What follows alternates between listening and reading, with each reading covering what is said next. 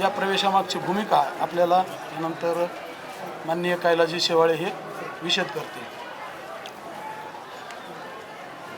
आज या ठिकाणी भारतीय जनता पार्टी कर्जत यांचे कार्यालय यांच्यासमोर 20 तारखेला होणाऱ्या विधानसभेच्या निवडणुकीनिमित्त या निवडणुकीकरता भारतीय जनता पार्टी महायुतीचे उमेदवार माननीय प्राध्यापक रामजी शिंदे, जिल्हा परिषदेचे माजी सदस्य प्रवीणजी घुले, तालुका अध्यक्ष शेखर खरमरे, त्याचबरोबर मनसेचे भारतीय जनता पार्टीचे सचिनजी पोटरे, महिला अध्यक्ष प्रतिभाताई रेणुकर, त्याचबरोबर काकासाहेब तापकीर, अरुणभाऊ भारतीय जनता पार्टीचे महाराष्ट्र प्रदेशचे सचिव अरुणभाऊ मुंडे, त्याचबरोबर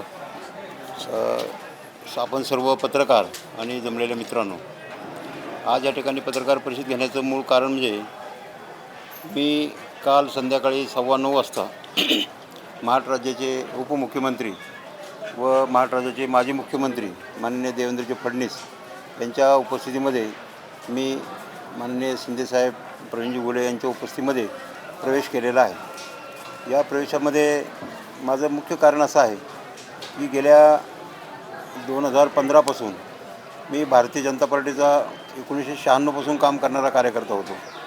जिल्ह्यामध्ये सरचिटणीस, तालुका अध्यक्ष ही सर्व पदं मी भूषवलेली आहेत। परंतु 15मध्ये काही वैचारिक मतभेद झाल्यामुळं मी भारतीय जनता पार्टीचं सोडून मी काँग्रेसचं काम या ठिकाणी केलेलं आहे।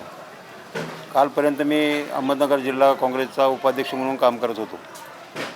सरांना आम्ही 1919 साली सरांना आम्ही पाठिंबा न देता माननीय रोहितदादा पवार यांना आम्ही त्या ठिकाणी त्यांचं काम करून त्यांना जवळजवळ 43 मताने त्यांना या ठिकाणी या तालुक्यामध्ये विजयी केलेलं होतं।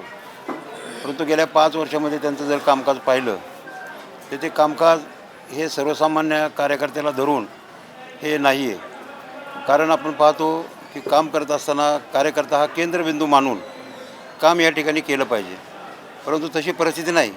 कार्यकर्त्याला गौण समजून गावातला सरपंच असेल, सोसायटी चेअरमन असेल, जो प्रमुख कार्यकर्ता असेल, याच्याकडे कुठलेही अधिकार न देता बारामती ॲग्रोचे जे कर्मचारी प्रत्येक गावामध्ये 2-2 नेमलेले आहेत, त्यांच्या माध्यमातून गावामध्ये सगळं काही जे कार्यक्रम घ्यायचे जे त्यांच्यामार्फत कार्यक्रम घ्यायचे आणि या मतदारसंघातला संपूर्ण कार्यकर्ता हा संपून टाकण्याचं काम माननीय रोहितदादा पवार यांनी केलेलं आहे। आणि म्हणून त्या गोष्टीला आम्ही कंटाळून, कारण की मागच्या 19मध्ये आम्ही काम केलं, 5 वर्षात आम्ही त्यांच्याकडे एकही कॉन्ट्रॅक्टचं काम मागायला गेलो नाही। विकास कामाची आम्ही पत्र दिली, काही त्यांनी केली, काही केली नाहीत। आणि म्हणून आपण पाहतो की आत्ता आम्ही 2024ला मी स्वतः एक अपक्ष म्हणून उमेदवारी या ठिकाणी भरलेली होती।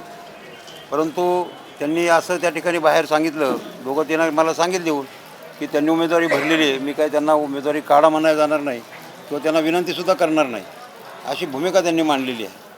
आणि त्याचबरोबर त्यांनी गावामध्ये आमच्या बरोबर असणारे कार्यकर्त्याला घेऊन तिसरी आघाडी करून त्या ठिकाणी आमच्या विरोधात काम करण्याचं ज्यावेळेस सुरुवात केली त्यावेळेस अशा माणसावर काम करायचं का नाही करायचं हे ठरवून त्या ठिकाणी आम्ही निर्णय घेतला आणि या ठिकाणी भारतीय जनता पार्टीचं परत राम शिंदे साहेबांचं काम करायचं, त्यांना विजय करायचं, यासाठी आम्ही या ठिकाणी प्रवेश केलेला आहे।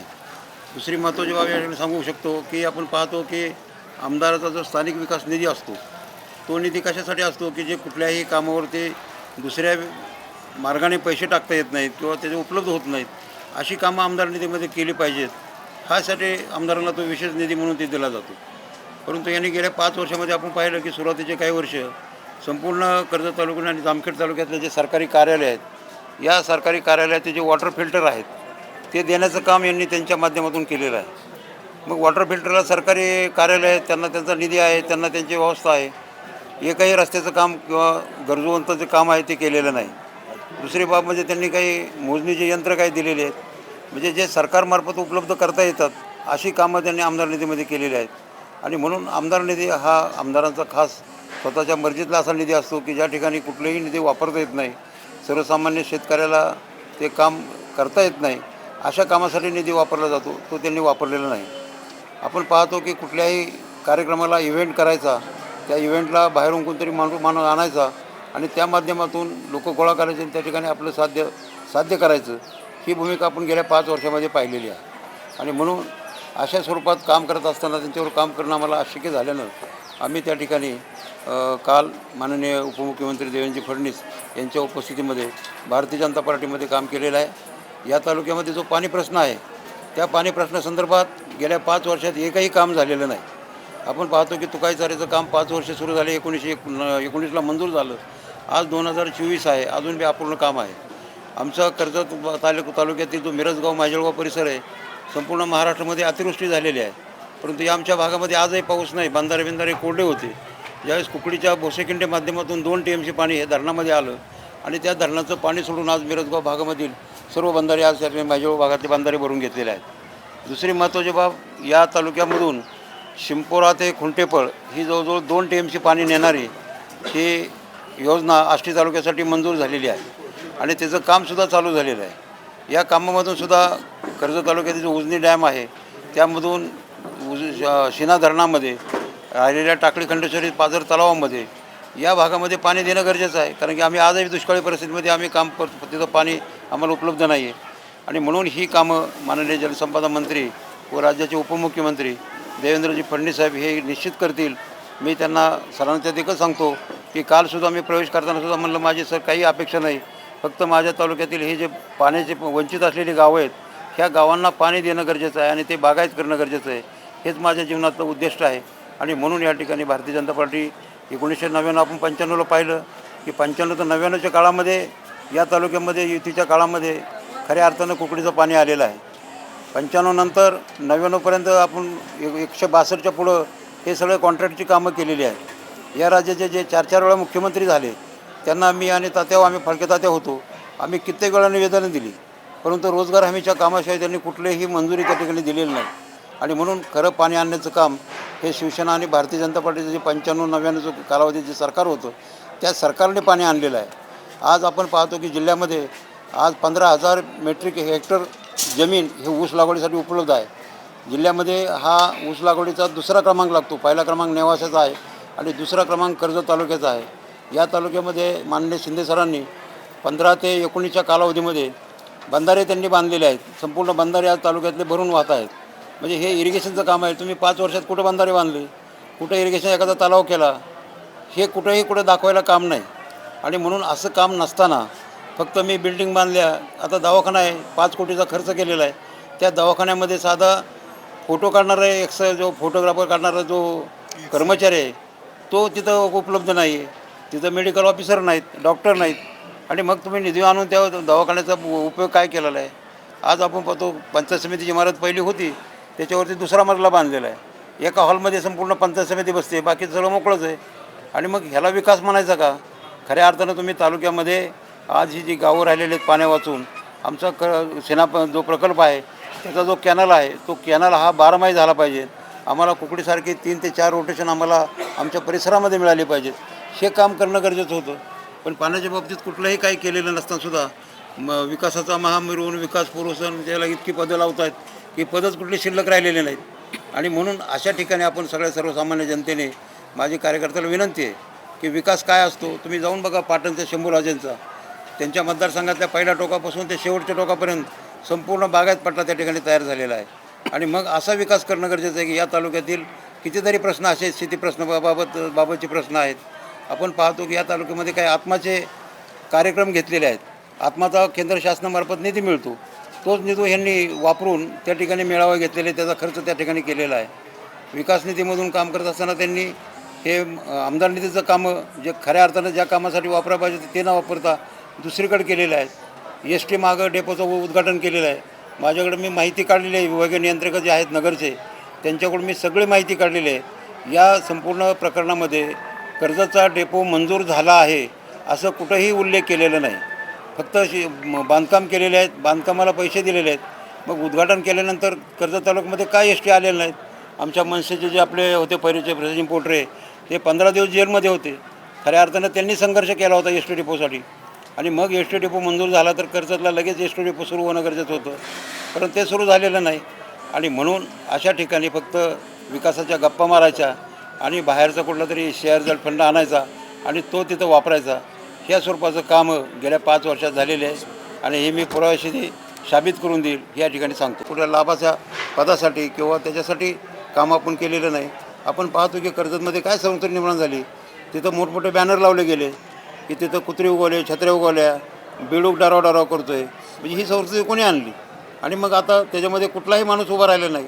मग ही जे तालुक्यातल्या कार्यकर्त्याची बदनामी केली गेली त्याला जबाबदार कोण आहे? ह्याचं आत्मपरीक्षण बी कोणीतरी केलं पाहिजे ना. तुम्ही 3 महिने ते बोर्ड लावतो, ते आजचं अपडेट पुढच्या तारखेला, त्याचं अपडेट पुढच्या तारखेला, आणि हे करून तुम्ही तालुक्यातले जे सर्वसामान्य कार्यकर्ते आहेत, ते गरीब असतील कार्यकर्ते पण स्वाभिमानी आहेत. आम्ही असं कोणासाठी लाचारी म्हणून काम केलेलं नाही. आणि म्हणून बाहेरून येऊन तुम्ही जर आम्हाला कोणी जर असे टोमणे देत असतील तर त्याचीसुद्धा जनता या निवडणुकीमध्ये उत्तर दिल्याशिवाय राहणार नाही. रोहितदादावर मी फॉर्म काढेपर्यंत त्यांचा एकही मला फोन आला नाही. की त्यांनी बाहेर असे बोलले होते की मी त्यांचा संपर्क करणार नाही आणि फोन बी करणार नाही. पण ज्या दिवशी मी फॉर्म साधारणतः 2:40 काढला, त्यानंतर 4च्या दरम्यान त्यांच्या आईसाहेबांचा PA जे आहेत नेवशी म्हणून, त्यांचा मला फोन आला की आईसाहेब तुमच्याला भेटायला तुम्हाला घरी येणार आहेत. मी त्यावेळेस सांगितलं की आमचा अजून काही निर्णय झालेला नाही. आम्ही काँग्रेसचे म्हणून आम्ही कधी जॉईन झालो नव्हतो. तोपर्यंत आमचा निर्णय झाल्यानंतर तुम्हाला कळू. हे कळवल्यानंतर त्याच्यानंतर एक अर्धा तासाने मला परत त्यांचे जे PA आहे जीवन निंबाळकर, त्यांचा फोन आला आणि ते म्हणले दादांना तुम्हाशी बोलायचं आहे. म्हणलं द्या. मला म्हणले तुम्ही आता अर्ज काढला, आभारी आहे. मी त्यांनासुद्धा स्पष्ट सांगितलं की मी एक महाविकास आघाडीचा कार्यकर्ता होतो, काँग्रेसचा मी जिल्हा उपाध्यक्ष म्हणून काम करतो आहे. फॉर्म भरल्यानंतर तुम्ही एक फोन तरी मला करणं गरजेचं होतं किंवा तुमचा अर्ज भरलेला आहे, मला उमेदवारी मिळालेली, तुम्ही काढून घ्यावा. ही अपेक्षा सर्वसामान्य कार्यकर्ते ठेवणे याच्यामध्ये काहीच वावगं नाही. पण त्यांनी न फोन करता मला आभार मानल्यानंतर मी सुद्धा सांगितलं की दादा आमचं अजून ठरलेलं नाही, तुम्ही काही भेटायची आम्हाला गरज नाही. ज्यावेळेस आम्ही संपर्क करू, आमचं ठरवू, त्यावेळेस तुम्हाला आम्ही संपर्क करू. हा विड्रॉलच्या शेवटच्या दिवशी आलेला 4 वाजता आलेला त्यांचा फोन आहे. हा शेवटचा फोन आहे. त्या मेळाव्याच्या वेळी तिथे इथं फॉर्म भरायला आले होते. आमच्या आदल्या दिवशी बैठक झाली होती काँग्रेसची, आणि आम्हाला कोणाला विश्वास न घेतल्यामुळं आम्ही ते फॉर्म भरायला जायचं नाही असं आम्ही त्यावेळेस त्यांना सांगितलं. पण आमच्या जणात एक जणांनी त्यांना ही खबर दिल्यानंतर त्यांनी माननीय पवारसाहेबांना फोन करून त्यांना बाळासाहेबांना इथं फॉर्म भरायला बोलवलं. मग आम्ही त्यांचे प्रोटोकॉल म्हणून फक्त तालुका अध्यक्षांनी तिथं जावं म्हणून तालुका अध्यक्षाला आम्ही पाठवलं होतं. आणि बाळासाहेब थोरात ज्यावेळेस टाकळी खंडेश्वर आली त्यावेळेस आमच्या काही व्यथा आहेत, आमचे काही जे प्रश्न आहेत हे आम्ही त्यांच्यापुढे सर्व मांडले होते. हे त्यांना सांगितलेलं होतं. त्यावेळेस म्हणले आता ते मी महाविकास आघाडीचा प्रमुख एक समन्वयक आहे, मी याच्यावर काही बोलू शकत नाही म्हणले. आज आपल्याला बाळासाहेब थोरातांचं नेचर माहीत आहे, ते कधी असं कोणाला बोललेले नाहीत. पण त्यांचासुद्धा काही गोष्टीमध्ये माननीय रोहितदादा पवार यांनी अपमान केलेला आहे. ते मोठे माणूस आहेत, त्यांनी सहन केलेलं आहे. आणि म्हणून ह्या सगळ्या संयुक्तिक गोष्टी ह्या घडत गेलेल्या आहेत. आणि म्हणून हा निर्णय त्या ठिकाणी झालेला आहे. मी भाजपमध्ये काम करत असताना मी कधीही असा जाहीर प्रवेश मी कधी केला नाही. 2015ला मी शिवसेनेचं काम केलं, रमेश खाडेचं काम केलं, त्यावेळेस त्यांना 47,000 मतं पडली. ते दुसऱ्यांदा तिथं दुसऱ्या नंबरला आले. त्यानंतर फक्त आम्ही 17मध्ये आमची जी सूनबाई वृषाली घनवट शेवाळे, तिला पंचायत समितीमध्ये दादा जिल्हा परिषदेनं आम्ही खाली पंचायत समितीला काँग्रेसचं तिकीट घेतलं होतं. म्हणून मी असा कधीही जाहीर कधी दुसऱ्या पक्षात प्रवेश केलेला आहे असं कधी घडलेलं नाही. फक्त एकदा शिवसेनेचं काम केलं, एकदा काँग्रेसचं काम केलेलं, त्याच्याशिवाय माझा कधी असा प्रवेशच नाही. आजचा मी प्रवेश केला तो मी फक्त पक्षापासून बाजूला गेलो होतो, तो फक्त प्रवाहामध्ये सामील झालेलो आहे. आणि मला पत्रकाराला तुम्हाला विनंती आहे की माझं काम तुम्हाला संपूर्ण माहिती आहे. मी एकदा उतरल्यानंतर मी कोणाचंही मागं पुढं पाहत नाही आणि संघर्ष करण्याची लहानपासून सवय आहे. कॉलेजच्या जीवनापासून मी एकमताने पडलेलो आहे GSला, तेव्हापासून कॉलेजच्या जीवनापासून मी संघर्ष करतो आहे. आणि प्रवाहाच्या उलट दिशेने प्रवास करणं हेच माझं खरं ध्येय आहे. तेच आपल्याला या ठिकाणी पुढे नेण्याचं काम करतं. आणि म्हणून प्रवाहाच्या मागं पळणं किंवा सत्ता मिळवणं हे माझं कधीच ध्येय नाही.